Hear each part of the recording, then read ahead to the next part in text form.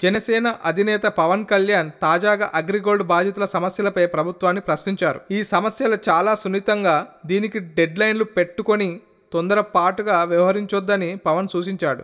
ఈ వ్యవహారంలో ప్రభుత్వానికి చెందిన కొంతమంది పేర్లు కూడా వినిపిస్తున్నాయి అని అభిప్రాయపడ్డారు. అగ్రిగోల్డ్లో ఎంతమంది సామాన్య ప్రజలు సొమ్ము దాచుకున్నారని, ఇలాంటి సమయంలో ప్రభుత్వమే వారికి పరిహారం చెల్లించాలని, ప్రభుత్వం చిత్తశుద్ధితో వ్యవహరించి బాధితులకు న్యాయం చేయాలని అన్నారు. పవన్ కళ్యాణ్ తీరు ఏమాత్రం మారలేదు అనడానికి ఇదే ఉదాహరణ. ముఖ్యమంత్రి చంద్రబాబు నాయుడు ఆడించినట్టే ఆయన ఆడుతున్నారని విమర్శలు ఎప్పటి నుంచో ఉన్నదే. చంద్రబాబు ఏదైనా ఒక సమస్య ఇరుక్కుంటే దాని నుంచి ప్రజలు డైవర్ట్ చేసేందుకు పవన్ తెర మీదికి వస్తున్నారనే ఆరోపణ ఉంది.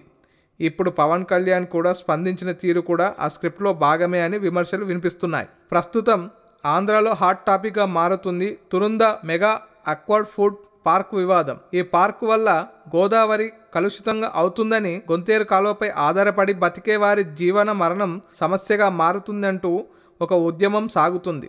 చంద్రబాబు అనుకూల మీడియా ఈ ఇష్యూని వెలుగులోకి రానివ్వడం లేదని, తురుందర ప్రాంతంలో 144 సెక్షన్ను అరెస్టులకు కొనసాగుతున్నాయని, విశ్వ మానవ వేదిక అనే స్వచ్ఛంద సేవా సంస్థపై స్థానికంగా విపరీతమైన ఒత్తిళ్లు పెరుగుతున్నాయని, రకరకాల కేసులు పేర్లు చెప్పి యువతను అరెస్టు చేస్తున్నారని. నిజానికి పవన్ స్పందించాల్సిన ఇష్యూ ఇది.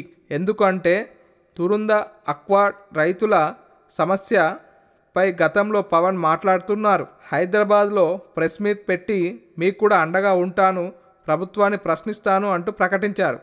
ఆ తర్వాత నుంచి తురుందలో అరెస్టులు పెరిగాయి. అయినా సరే పవన్ అటువైపు తిరిగి చూడలేదు, ప్రయత్నం కూడా చేయలేదు. సో చంద్రబాబు చేతిలో కీలుబొమ్మ అనే అభిప్రాయాన్ని పవన్ చెప్పుకోవాల్సిన అవసరం ఎంతైనా ఉంది అని ఈ తరుణంలో తురుందర గురించి పవన్ మాట్లాడితే అలాంటి విమర్శలు పటాపంచలైపోతాయని, లేదంటే అలాగే అనిపించడంలో తప్పేం లేదని అంటున్నారు.